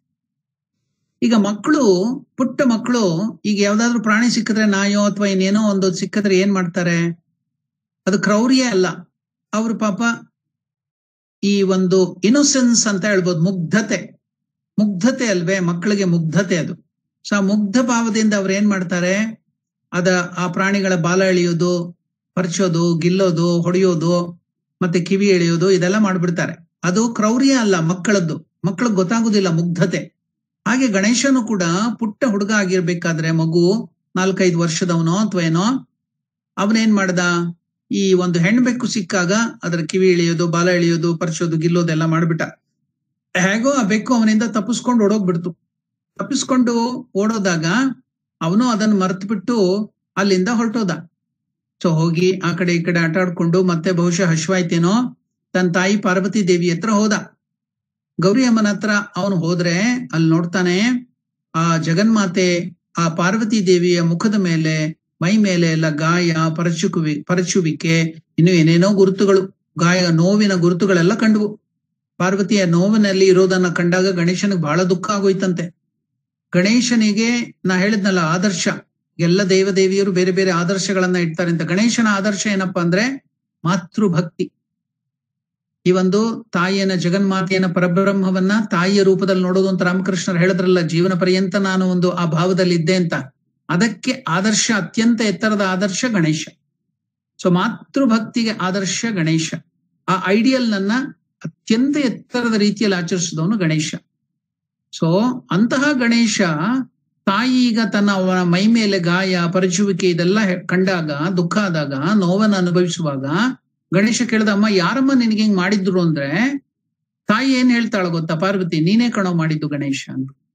ತುಂಬಾ ದುಃಖ ಆಗೋಯ್ತಮ್ಮ, ನಿನ್ ಬಗೆಗೆ ಎಷ್ಟೊಂದು ಪ್ರೀತಿ, ನನ್ಗೆ ಎಷ್ಟೊಂದು ಭಕ್ತಿ, ನನಗೆ ಯಾತಕ ಆನೆ ತಲೆ ಬಂದದ್ವ? ಗಣೇಶನ ಆನೆ ತಲೆ ನೋಡಿದ ತಕ್ಷಣ ನೀವೇನು ಗಮನಿಸ್ಬೇಕು, ಅವನು ತನ್ನ ತಾಯಿಯ ವಾಕ್ಯವನ್ನು ಉಳಿಸ್ಲಿಕ್ಕೆ, ಕೇವಲ ತನ್ನ ಒಂದು ವಾಕ್ಯವನ್ನು ಉಳಿಸ್ಲಿಕ್ಕೆ ತನ್ನ ಪ್ರಾಣವನ್ನೇ ಬಲಿ ಕೊಟ್ಬಿಟ್ಟ, ಸ್ಯಾಕ್ರಿಫೈಸ್ ಮಾಡ್ಕೊಂಡ್ಬಿಟ್ಟ, ಪ್ರಾಣನ ಕೊಡ್ಲಿಕ್ಕೂ ಸಿದ್ಧ, ಕೇವಲ ಒಂದು ತಾಯಿಯ ಮಾತನ್ನು ಉಳಿಸ್ಲಿಕ್ಕೆ. ಅಂದ್ರೆ ಅವನ ಭಕ್ತಿಯ, ಮಾತೃಭಕ್ತಿಯ ಪರಾಕಾಷ್ಠೆಯನ್ನ ನೋಡಿ, ಮಾತೃ ಪ್ರೀತಿಯನ್ನ ನೋಡಿ, ತಾಯಿಯ ಮಾತಿಗೆ ಬೆಲೆ ಕೊಡ್ಲಿಕ್ಕೆ ಅವನು ತನ್ನ ಪ್ರಾಣವನ್ನೇ ಕಳೆದು. ಅದಕ್ಕೆ ಆನೆ ತಲೆ ನೋಡಿದ ತಕ್ಷಣನೇ ನಿಮ್ಗೆ ಏನ್ ಬರ್ಬೇಕಂದ್ರೆ ಅವನ ಮಾತೃ ಭಕ್ತಿ ಜ್ಞಾಪಕಕ್ಕೆ ಬರ್ಬೇಕು. ತನ್ನ ತಲೆಯನ್ನೇ ಕಳೆದುಕೊಂಡ್ ಬಿಟ್ಟ, ಪ್ರಾಣವನ್ನೇ ಕೊಟ್ಬಿಟ್ಟ ಅಂತ. ಸೊ ಅದರಿಂದ ಅಂತಹ ಭಕ್ತನಿಗೆ, ಅಂತಹ ಮಾತೃಭಕ್ತನಿಗೆ ನಾನು ಹೇಗಮ್ಮ ನಿನಗೆ ಗಾಯ, ಮುಖದಲ್ಲಿ ಪರಚುವಿಕೆ ಇದೆಲ್ಲ ಮಾಡ್ಲಿ ಅಂತ ದುಃಖ ಆಯ್ತು ಅವನಿಗೆ. ಆಗ ಪಾರ್ವತಿ ಅಮ್ಮ ಕೇಳಿದ್ಲು, ಮಗು ಇವತ್ತು ನೀನು ಯಾವ್ದಾದ್ರೂ ಪ್ರಾಣಿಗೆ ಹಿಂಸೆ ಕೊಟ್ಟಿಯೇನಪ್ಪ?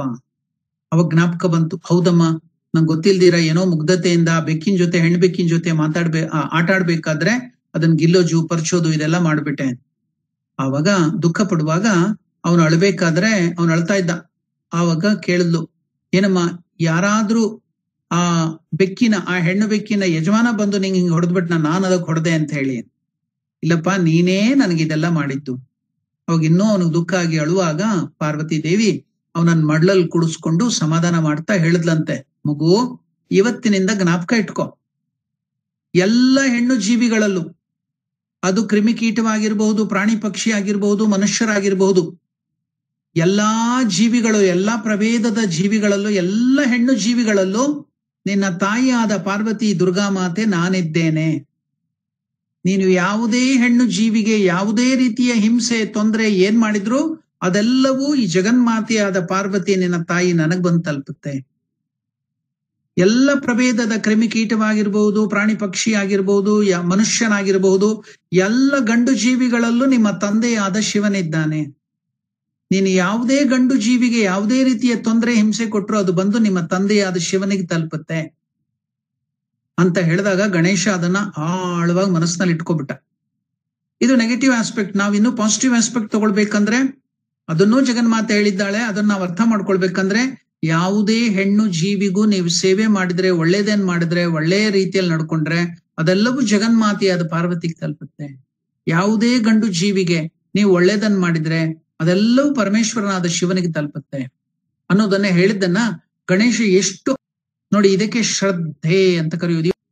ನೋಡಿ, ಇದಕ್ಕೆ ಶ್ರದ್ಧೆ ಅಂತ ಕರೆಯುವುದು. ಇವತ್ತು ನಾವು ಎಷ್ಟೊಂದು ವಿಚಾರಗಳನ್ನ ನಾವು ತಿಳ್ಕೊಳ್ತಾ ಇದೀವಿ. ಒಂದು, ರಾಮಕೃಷ್ಣರ ಸರ್ವದೇವ ದೇವಿ ಸ್ವರೂಪ, ಅವತಾರ ಅಂದ್ರೆ ಏನು, ಇದೆಲ್ಲವೂ ತಿಳ್ಕೊಂಡ್ವಿ. ಜೊತೆಗೆ ಈಗ ಶ್ರದ್ಧೆ ಅಂದ್ರೂ ಕೂಡ ಏನು ಅಂತ ತಿಳ್ಕೊಳ್ತಾ ಇದ್ವಿ. ನಮಗೆ ನಂಬಿಕೆಗೂ ಶ್ರದ್ಧೆಗೂ ಅಪಾರ ಅಜಗಜಾಂತರ ವ್ಯತ್ಯಾಸ, ಬಿಲೀಫ್ ಅಂಡ್ ಫೇತ್. ನಾನು ಅದಕ್ಕೆ ಅದನ್ನು ವಿವರಿಸ್ತೇನೆ. ನನಗೆ ಯಾವ್ಯಾವುದೋ ರೀತಿಯಲ್ಲಿ ಕೇಳಿ ತಿಳಿದು ಇದೆಲ್ಲ ಮಾಡ್ಕೊಂಡಿರೋದ್ರಿಂದ ನಂಗೆ ಗೊತ್ತಾಗಿರೋದೇನೆಂದ್ರೆ, ನಂಬಿಕೆ ಆಚರಣೆಗೆ ಇಳಿದಾಗ ಅದು ಶ್ರದ್ಧೆ ಆಗುತ್ತೆ. ನಂಬಿಕೆಯಾಗೆ ಉಳಿದು ಬಿಟ್ಟಾಗ ಅದು ಶ್ರದ್ಧೆ ಆಗೋದಿಲ್ಲ. ನಂಬಿಕೆ ಆಳವಾಗಿ ನಮ್ಮ ಹೃದಯಕ್ಕೆ ಹೊಕ್ಕು ಅದು ನಮ್ಮ ದಿನನಿತ್ಯದ ಕಾರ್ಯದಲ್ಲಿ ಅಭಿವ್ಯಕ್ತಿಗೊಂಡಾಗ, ಮ್ಯಾನಿಫೆಸ್ಟ್ ಆದಾಗ ಅದು ಶ್ರದ್ಧೆ ಆಗತ್ತೆ. ಸೊ ಅದನ್ನೇ ನಾನು ಒಂದು ಫಾರ್ಮುಲಾ ತರ ಕಾಯಿನ್ ಮಾಡಿದ್ದೇನೆ ಇಂಗ್ಲಿಷ್ ನಲ್ಲಿ. ಅದೇನಂದ್ರೆ, faith is belief in action. Faith, ಶ್ರದ್ಧೆ, is belief in action. So ನಮ್ಮ ನಂಬಿಕೆ ಕಾರ್ಯರೂಪಕ್ಕಿಳಿದಾಗ ಅದು ಶ್ರದ್ಧೆ ಆಗತ್ತೆ. ಸೊ ಶ್ರದ್ಧೆ is always dynamic, belief is static. ಶ್ರದ್ಧೆ is dynamic, it is an action, manifestation. So ಅದರಿಂದ ಗಣೇಶ ಇದನ್ನ ಕೇಳಿಸ್ಕೊಂಡಾಗ ಅವನ ಹೃದಯದಲ್ಲಿ ಅದನ್ನ ಆಳವಾಗಿ ಇಟ್ಕೊಂಡ್ಬಿಟ್ಟ. ಎಷ್ಟು ಆಳವಾಗಂದ್ರೆ ಎಲ್ಲಾ ಹೆಣ್ಣು ಮಕ್ಕಳಲ್ಲೂ ತನ್ನ ತಾಯಿಯನ್ನೇ ಕಾಣ್ತಾ ಇದ್ದ, ಎಲ್ಲ ಗಂಡು ಮಕ್ಕಳಲ್ಲೂ ತನ್ನ ಶಿವನನ್ನೇ ಕಾಣ್ತಾ ಇದ್ದ, ತಂದೆಯನ್ನು. ಅವನು ಬೆಳೆದು ದೊಡ್ಡವನಾದಾಗ, ಯುವಕನಾದಾಗ ಪಾರ್ವತಿ ದೇವಿ ಹೇಳಿದ್ಲು, ಮಗು ಈಗ ನಿಂಗೆ ವಯಸ್ಸಾಗಿದೆ, ಎಲ್ಲರೂ ಮದುವೆ ಆಗುವಂತೆ ನೀನು ಮದುವೆ ಆಗ್ಬೇಕಪ್ಪ. ಅವ ಗಣೇಶ ಹೇಳ್ದ, ಅಮ್ಮ ನಾನು ಚಿಕ್ಕ ಮಗು ಆಗಿದ್ದಾಗ ನೀ ಏನ್ ಹೇಳಿದ್ದೆ? ಏನ್ ಹೇಳಿದ್ನಪ್ಪ? ಎಲ್ಲ ಹೆಣ್ಣು ಜೀವಿಗೆ ನಾ ಏನ್ ಮಾಡೋದಲ್ವಾ, ಯಾವ ಹೆಣ್ಣು ಜೀವಿಗೆ ನಾ ಏನ್ ಮಾಡಿದ್ರು ಅದು ನನಗೆ ತಲುಪುತ್ತೆ ಅಂತ ಹೇಳಿದ್ದೆ ಅಲ್ವಾ? ಹೌದಪ್ಪ. ಮತ್ತೆ ನಾನು ಯಾವುದೇ ಹೆಣ್ಣು ಜೀವಿಯನ್ನ ಈಗ ಹೋಗಿ ಮದ್ವೆ ಆದ್ರೆ ನಿನ್ನನ್ನೇ ಮದ್ವೆ ಆದಂಗ ಆಗೋದಿಲ್ವಾ? ನಾನು ಎಲ್ಲ ಹೆಣ್ಣು ಜೀವಿಗಳಲ್ಲೂ ನಿನ್ನನ್ನೇ ಕಾಣುವಾಗ ನಾನು ಹೇಗಮ್ಮ ಮದ್ವೆ ಆಗ್ಲಿ? ಕೆಟ್ಟ ಭಾವನೆಯಿಂದ, ಕಾಮ ಭಾವನೆಯಿಂದ ಯಾವುದೇ ಹೆಣ್ಣನ್ನು ಹೆಂಗಮ್ಮ ನೋಡ್ಲಿ? ಯಾಕಂದ್ರೆ ನಾನು ಎಲ್ಲರಲ್ಲೂ ನಿನ್ನನ್ನೇ ಕಾಣ್ತಾ ಇದ್ದೀನಿ, ಮಾತೃಭಾವದಿಂದ ನೋಡ್ತಾ ಇದ್ದೀನಿ ಎಲ್ಲ ಹೆಂಗಸರಲ್ಲೂ. ಹೇಗಮ್ಮ ನಾನು ಅದನ್ನ ಮಾಡ್ಲಿ? ಅದರಿಂದ ನಾನು ಬ್ರಹ್ಮಚಾರಿಯಾಗಿ ಉಳಿತೇನೆ. ಆದ್ರಿಂದ ಗಣೇಶ ಮಾತೃಭಕ್ತಿಗೆ ಆದರ್ಶನಲ್ಲದೆ ಬ್ರಹ್ಮಚರ್ಯ ಆಶ್ರಮಕ್ಕೂ ಕೂಡ ಅವನು ಆದರ್ಶ. Student life. ಈಗ ನಾವು ಅದಕ್ಕೆ ನೋಡಿ, ನೀವು BA ಅಂದ್ರೆ ಏನದು? Bachelor of arts, bachelor of science, ಎಲ್ಲ ಬ್ಯಾಚುಲರ್ ಅಂದ್ರೆ ಬ್ರಹ್ಮಚರ್ಯ. ಅದು ವಿದ್ಯಾಭ್ಯಾಸವನ್ನ 7ನೇ ವರ್ಷದಿಂದ ನೀವು ವಿದ್ಯಾಭ್ಯಾಸವನ್ನ ಮುಗಿಸುವವರೆಗೂ ಅದು ಬ್ಯಾಚುಲರ್ಸ್ ಲೈಫ್ ಅಂತ. ಅದಕ್ಕೆ ಆದರ್ಶ ಗಣೇಶ. ಆಗ ನೀವು ಯಾವ ಭಾವನೆಯಲ್ಲಿ ಇರ್ಬೇಕಂದ್ರೆ ಈ ಭಾವನೆಯಲ್ಲಿ ಇರ್ಬೇಕು, ವಿದ್ಯಾಭ್ಯಾಸ ಚೆನ್ನಾಗಿ ತಲೆಗೆ ಹತ್ಬೇಕಂದ್ರೆ. ನೋಡಿ, ಈಗ ನಾವ್ ಎಷ್ಟೊಂದು ತಿಳ್ಕೊಂಡ್ವಿ. ಈಗ ಆ ಗಣೇಶನ ಆದರ್ಶವನ್ನ, ಎಲ್ಲ ಹೆಣ್ಣು ಮಕ್ಕಳಲ್ಲೂ ತಾಯಿಯನ್ನ ಕಾಣುವಂತ ಆದರ್ಶವನ್ನ ಕೊನೆಯ ತನಕ ರಾಮಕೃಷ್ಣರು ಅದನ್ನ ಇರಿಸ್ಕೊಂಡಿದ್ರು ಆದರ್ಶವನ್ನ. ಸೊ ಈಗ ಗಣೇಶ ಸ್ವರೂಪ ರಾಮಕೃಷ್ಣ ಗೊತ್ತಾಯ್ತಲ್ಲ. ಸರ್ವದೇವ ದೇವಿ ಸ್ವರೂಪ ಅಂದ್ರೆ ಗಣೇಶನಿಗೆ ದೊಡ್ಡವನು ಬೇರೆ ದೊಡ್ಡವನು ಅಂತಲ್ಲ. ಗಣೇಶನ ಆದರ್ಶವನ್ನ ರಾಮಕೃಷ್ಣರು ಮೈಗೂಡಿಸ್ಕೊಂಡಿದ್ರು. ಸೀತಾಮಾತೆಯ ಆದರ್ಶವನ್ನ ಮೈಗೂಡಿಸ್ಕೊಂಡಿದ್ರು. ರಾಧಾಮಾತೆಯ ಆದರ್ಶವನ್ನ ಮೈಗೂಡಿಸ್ಕೊಂಡಿದ್ರು. ರಾಮನ ಆದರ್ಶವನ್ನ ಮೈಗೂಡಿಸ್ಕೊಂಡಿದ್ರು. ಕೃಷ್ಣನ ಆದರ್ಶವಾದ ತ್ಯಾಗವನ್ನ ಮೈಗೂಡಿಸ್ಕೊಂಡಿದ್ರು. ಸೊ ಈಗ ನಾನು ಒಂದು ಉದಾಹರಣೆಯನ್ನ ತೆಗೆದುಕೊಂಡು, ಗಣೇಶನ ಉದಾಹರಣೆಯನ್ನ ತೆಗೆದುಕೊಂಡು ಈಗ ನಾನು ವಿವರಿಸ್ಲಿಕ್ಕೆ ಪ್ರಯತ್ನ ಪಟ್ಟಿದ್ದೇನೆ. ನನ್ನ ಸಮಯ ಆಯ್ತು. ಹೀಗೆ ಒಂದೊಂದು ದೇವತೆಗಳನ್ನು, ಒಂದೊಂದು ಭಾವನೆಗಳನ್ನು ತೆಗೆದುಕೊಂಡು ನಾವು ಅದನ್ನೆಲ್ಲ ವಿವರಿಸ್ತಾ ಹೋದಾಗ ನಮಗೆ ಗೊತ್ತಾಗತ್ತೆ ರಾಮಕೃಷ್ಣರು ಯಾಕೆ ನಾವು ಕರೆಯೋದು ಸರ್ವದೇವ ದೇವಿ ಸ್ವರೂಪ ಅಂದ್ರೆ, ಎಲ್ಲಾ ಆದರ್ಶಗಳನ್ನ ಅವರು ಮೇಳೈಸಿಕೊಂಡು ಜೀವನದಲ್ಲಿ ಆದರ್ಶವನ್ನ ತೋರಿಸಿದ್ದಾರೆ ಅನ್ನೋದನ್ನ. ಅದರಿಂದ ನಾನೊಂದು ಪಕ್ಷಿ ನೋಟವನ್ನು ಕೊಟ್ಟಿದ್ದೇನೆ, ಇಣುಕು ನೋಟವನ್ನು ಕೊಟ್ಟಿದ್ದೇನೆ ಅಷ್ಟೇ. ಆದ್ರೆ ಇದನ್ನ ನಾನು ಬೇಕಾದ್ರೆ ಇನ್ನೂ ಒಂದೊಂದು ದೇವತೆಗಳನ್ನ ತೆಗೆದುಕೊಂಡು ಅದರ ಬಗೆಗೆ 1 ಗಂಟೆ ಮಾತಾಡ್ತಾ ಬೇಕಾದ್ರೆ 10 ಗಂಟೆಗಳ ಕಾಲ ಮಾತಾಡಬಹುದು, 10 hours ಬೇಕಾದ್ರೂ ನಾನು ಮಾತಾಡ್ಬಹುದು. ಆದ್ರೆ ಈಗ ಸಮಯದ ಪರಿಮಿತಿ ಇರೋದ್ರಿಂದ ಇಲ್ಲಿಗೇನೆ ನಾನು ಈಗ ರಾಮಕೃಷ್ಣರ ಸರ್ವದೇವ ದೇವ ಸ್ವರೂಪದಲ್ಲಿ ಒಂದೆರಡು ವಿಷಯಗಳನ್ನ ತೆಗೆದುಕೊಂಡು ಅದನ್ನು ವಿವರಿಸಲಿಕ್ಕೆ ಪ್ರಯತ್ನ ಪಟ್ಟಿದ್ದೇನೆ. ಅದರಿಂದಾಗಿ ನಿಮಗೆ ರಾಮಕೃಷ್ಣರ ಅವತಾರದ ವಿಶೇಷತೆ ಅರ್ಥ ಆಗಿದ್ರೆ, ಆ ಮಾತೃಭಾವದ ಗುಣ ನಿಮ್ಗೆ ಅರ್ಥವಾಗಿದ್ರೆ, ನಾನು ಆಗ್ಲೇ ಲೀಡರ್ಶಿಪ್ ಕ್ವಾಲಿಟೀಸ್ ವಿನಾಯಕ ಅಂತ ಯಾಕೆ ಬಂತು ಅಂತ ಹೇಳ್ತೀನಿ ಅಂತ ಹೇಳಿದ್ದೆ. ವಿವೇಕಾನಂದರು ಒಂದ್ ಕಡೆ ಹೇಳ್ತಾರೆ, ನಮ್ಮಲ್ಲಿ ಈ ನಮ್ಮ ಮೊದಲನೆಯ ಸ್ವಾತಂತ್ರ್ಯ ಸಂಗ್ರಾಮದಲ್ಲಿ ನಾವ್ ಯಾಕೆ ಸೋತ್ವಿ? 1857 ಬ್ರಿಟಿಷರು ಕರೆದ್ರು ಫಸ್ಟ್ ವಾರ್ ಆಫ್ ಸಿಪಾಯಿ ಮ್ಯೂಟಿನಿ. ನಾವದನ್ನ ಕರೆಯೋದು ಮೊದಲನೆಯ ಸ್ವಾತಂತ್ರ್ಯ ಸಂಗ್ರಾಮ. ಯಾತಕ್ ಸೋತ್ರು ಅಂತ ವಿವೇಕಾನಂದರು ಅಧ್ಯಯನ ಮಾಡ್ತಾರೆ ಚಿಕ್ಕ ವಯಸ್ಸಿನಲ್ಲಿರುವಾಗ. ಆ ಒಂದು ಇದ್ರೊಳಗೆ ಪಾರ್ಟಿಸಿಪೇಟ್ ಮಾಡದಂತ ಬ್ರಿಟಿಷ್ ಅಧಿಕಾರಿ ಜನರಲ್ ಸ್ಟ್ರಾಂಗ್ ಅಂತ ಪರಿಚಿತ. ಅವ್ರನ್ನ ಕೇಳ್ತಾರೆ ಯಾತಕ್ಕೆ ಅಂತ. ಆಗ ಆತ ಹೇಳ್ತಾನೆ, ನಿಮ್ಮ ಲೀಡರ್ಸ್ಗಳು, ನಿಮ್ಮ ಪ್ರಮುಖರು ಯಾರಿದ್ರು ಅವರು ಬಂಕರ್ಸ್ ಗಳಲ್ಲಿ ಸೇಫ್ ಆಗಿ ಕೂತ್ಕೊಂಡ್ಬಿಟ್ಟು ಸೈನಿಕರನ್ನು ಮುಂದೆ ಹೋಗಿ ಯುದ್ಧ ಮಾಡಿ ಸೈನಿಕರೇ ಅಂತ ಕಳಿಸ್ಕೊಡ್ತಾ ಇದ್ರು. ಆದ್ರೆ ನಮ್ಮ ಬ್ರಿಟಿಷ್ ಸೈನಿಕರು ತಾವು ಮೊದಲು ಹೋಗಿ ತಮ್ಮ ಎದೆಯನ್ನ ಗುಂಡಿಗೆ ಕೊಟ್ಟು ಆಮೇಲೆ ತಮ್ಮ ಹಿಂದಿನ ಸೈನಿಕರನ್ನ ಮುನ್ನುಗ್ಲಿಕ್ಕೆ ಉತ್ಸಾಹವನ್ನು ಕೊಡ್ತಾ ಇದ್ರು. ಸೊ ಪ್ರಮುಖನಾದವನು, ಲೀಡರ್ ಆದವನು ತಾನು ಮೊದಲು ಸ್ಯಾಕ್ರಿಫೈಸ್ ಮಾಡದೆ ಹೊರತು ಅವನನ್ನ ಫಾಲೋ ಮಾಡುವಂತ ಅನುಯಾಯಿಗಳು ಯಾವತ್ತೂ ಅದನ್ನ ಅನುಸರಿಸೋದಿಲ್ಲ. ಅದರಿಂದ first quality of leadership is sacrifice. ಅದನ್ನ ಹಿಂದಿ ಭಾಷೆಯಲ್ಲಿ ತುಂಬಾ ಚೆನ್ನಾಗಿ ಮಾಡ್ತಾರೆ, ಹೇಳ್ತಾರೆ ವಿವೇಕಾನಂದರು. ಸರ್ದಾರ್ ತೋ ಸಿರ್ದಾರ್. ಸರದಾರ ಅಂದ್ರೆ ಲೀಡರ್ ಅಂತ, ಸಿರದಾರ ಅಂದ್ರೆ ತಲೆಯನ್ನ ಕೊಡುವವನು, ಸಿರ್ದಾರ್. ಸರ್ದಾರ್ ಹೋನೆ ಕೆ ಲಿಯೆ ಸಿರ್ದಾರ್ ಹೋನಾ ಚಾಹಿಯೆ. ಕತ್ತನ್ನೇ ಕತ್ತರಿಸ್ಕೊಳ್ಬೇಕಂತ ಏನಿಲ್ಲ, ಆದ್ರೆ ಸ್ಯಾಕ್ರಿಫೈಸ್ ಮಾಡ್ಲಿಕ್ಕೆ ರೆಡಿ ಇರಬೇಕು. ಯಾರು ಸ್ಯಾಕ್ರಿಫೈಸ್ ಮಾಡ್ಲಿಕ್ಕೆ ರೆಡಿ ಇರ್ತಾನೋ ಅವನೇ ಲೀಡರ್ಶಿಪ್ ಪಡ್ಕೊಳ್ಬಲ್ಲ.